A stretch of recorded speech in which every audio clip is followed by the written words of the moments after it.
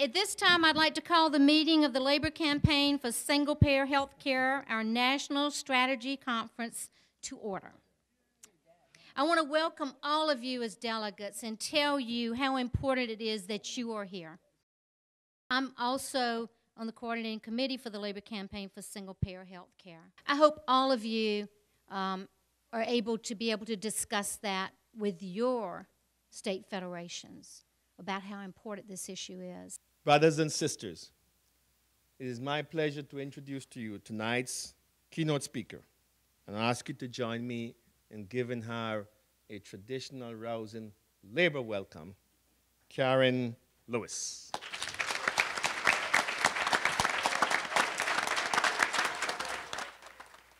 I am so excited to be able to talk to you, and I have all these notes about children not having access to health care, but since you already gave that speech, I'm going to not do that.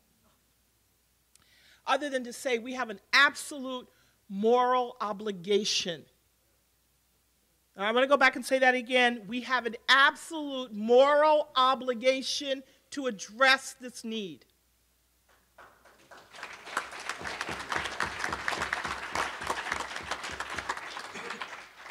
Nine million children are completely uninsured.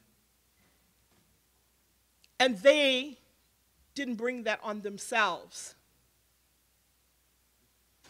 They did not hit the lucky womb lottery.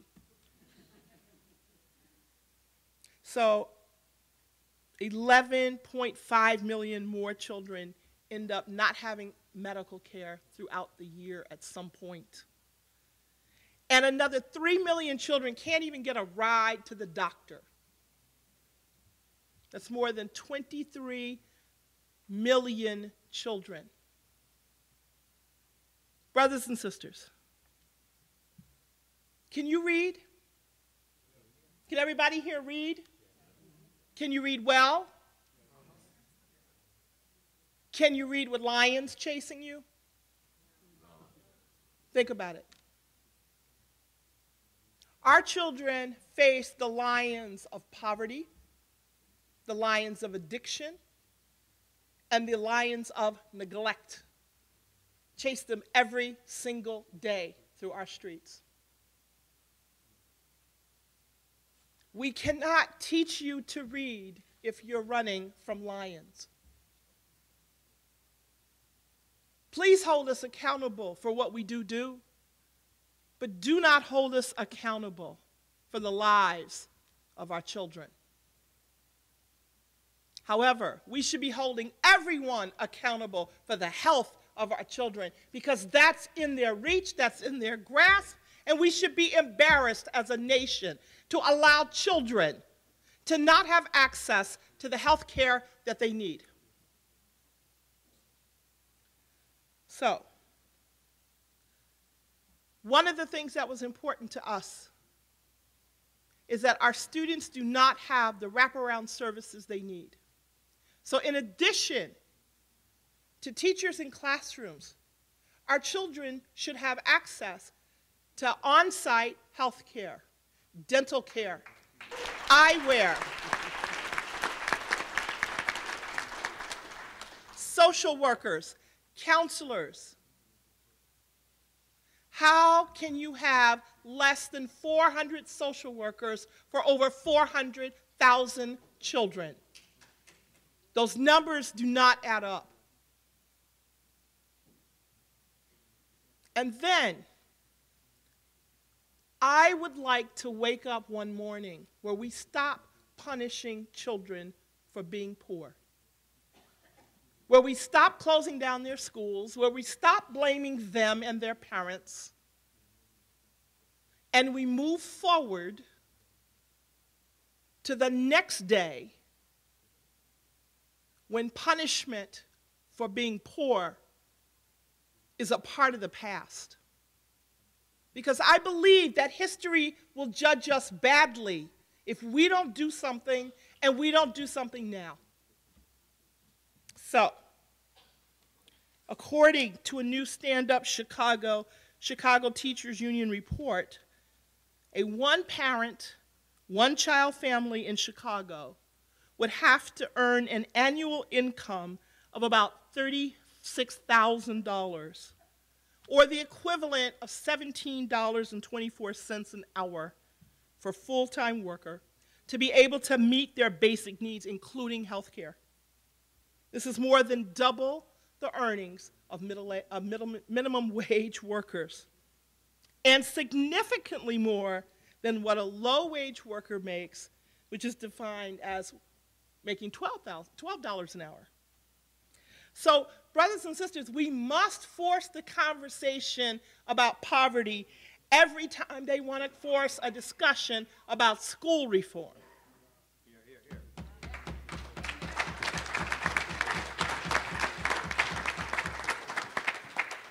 We must call out the fat cats who don't understand what it means to go to school hungry or to walk through a neighborhood smothered in violence and social despair.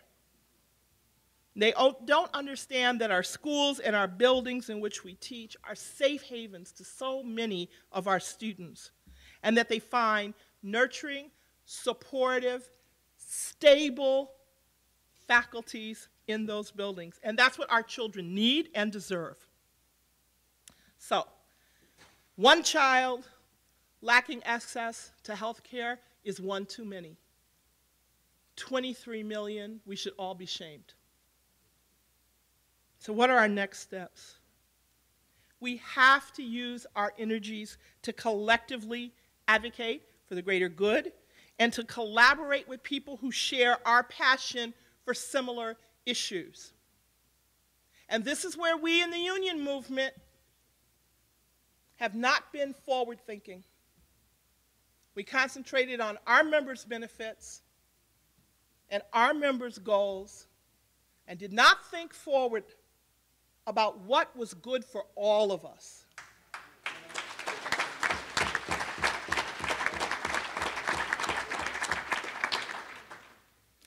We must continue to work with the national labor movement to strengthen our long-term campaigns for real health care reform in America.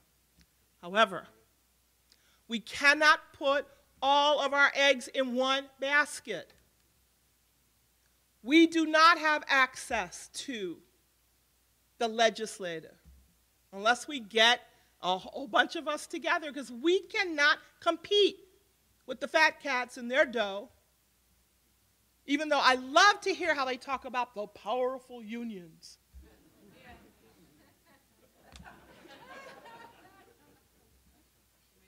Really? Where are they then? How does Michigan turn to a right-to-work state? How does that happen with the powerful unions?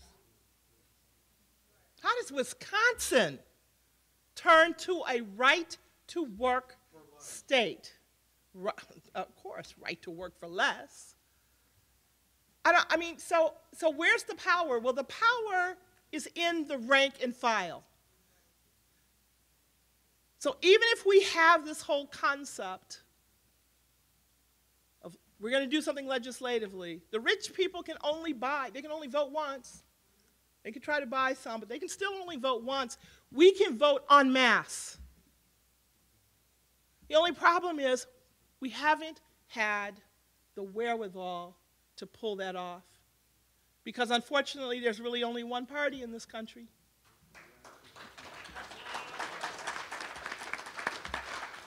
It's the party of money, and there are two branches.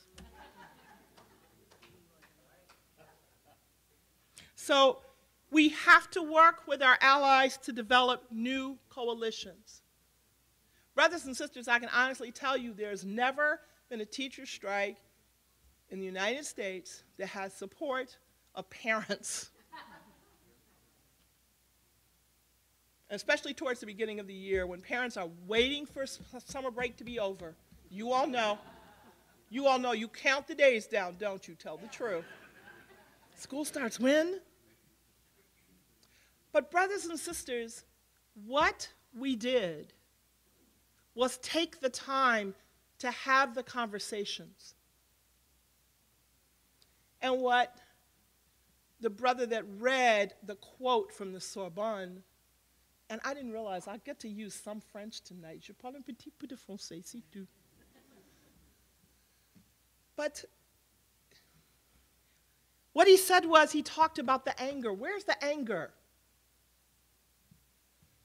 And that's the best part about having Rahm Emanuel for the mayor. He is the best organizer ever. You take away a contractual raise, you go to Springfield and help push through legislation that was designed to defang the union. So you could have it your way. I kept trying to tell him this was not Burger King. Cannot have it your way. But what happened was that anger turned into action. And that is what we have to go back and look at. How did we become so complacent? And how did we become so fearful? Yesterday, some brothers and sisters in Seattle, at a high school, Garfield High School in Seattle, stood up and they said, we are not going to give this standardized test. That's courage. That's union leadership. It came from the classroom. It came from the faculty. Now, I don't know what the union leadership was thinking, but I'm sure it scared them. But every faculty member, it was a unanimous vote to refuse to give this test. And then they had undergirding it, the woman that had bought the test had been on the board of the vendor. Gee, it's surprising. They have their coalitions. We need to build ours.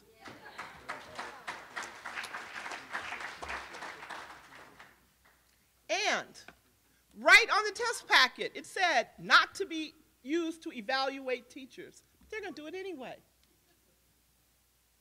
This is the arrogance. This is the arrogance that the test company says don't use it for this purpose. We're going to do it anyway.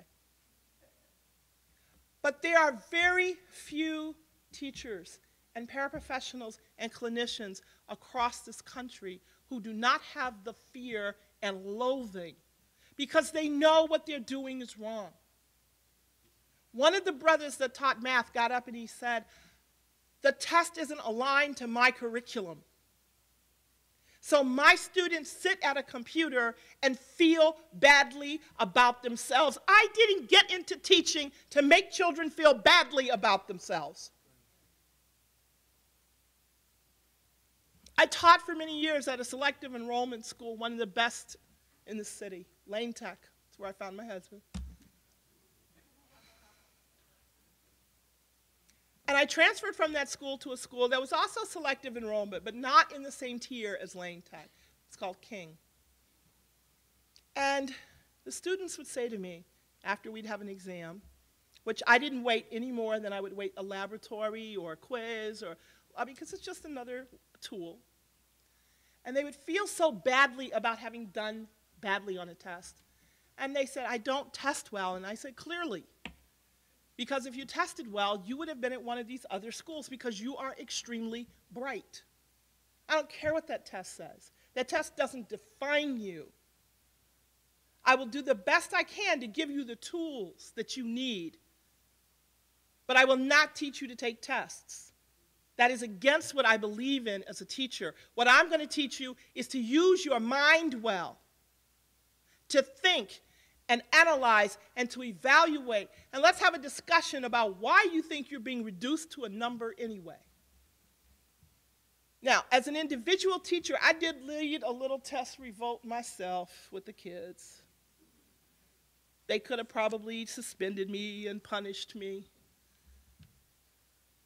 But I certainly never thought I would see an entire school say, we will not do harm to children. Brothers and sisters, that's rank and file unionism. So what I would say is, regardless of where you are, you still have more to do, as do we all. It can't be a bunch of phone calls. Brothers and sisters, face to face, one at a time, person to person. Stop preaching to the choir. Take off those robes and get in the streets. Good night. Thank you.